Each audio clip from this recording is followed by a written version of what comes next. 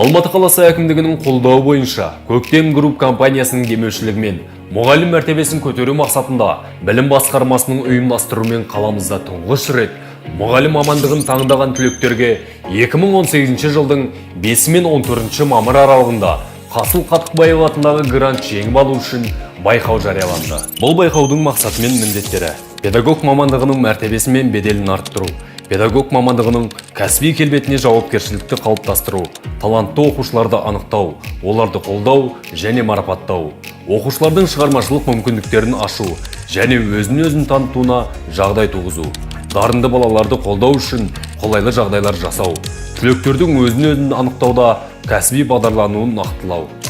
Байқауымыз салтанатты түрде ашылып, мамыр айының 5 күні байқаудың бірінші кезеңі бастауын алды. Алматы қаласының орта білім беру ұйымдарынан ұстаздық мамандықты таңдаған 130 түлек өз бақтарын сынады.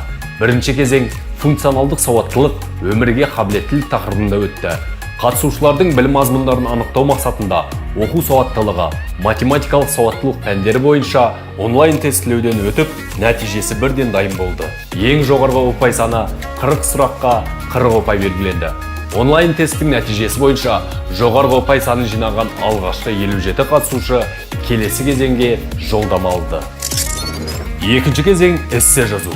Мамыр айының 10 күні алғашқы кезеңнен өткен 57 қатысушы мен таңдаған мамандық тақырыбында эссе жазды. Тақырып бойынша эссе жазу уақыты 90 минутқа белгіленді. Ой орамды, мазмұнды деп танылған 40 қатысушыға жоғарғы ұпай белгіленіп, келесі кезеңге өтуге мүмкіндік алды. Байқаудың соңғы кезеңі тәжірибелік кезең. Байқауға қатысушылар Қазақстанның дамуына қосатын менің үлесім тақырыбында өз жобаларын қорғайды. Жобаны қорғауға 5 минут уақыт беріледі. Үшінші кезең қорытындысы бойынша 30 үміткер іріктеледі. Ендеше өмір жолын ұстаздыққа арнағысы келетін жастарға сәттілік тілейміз.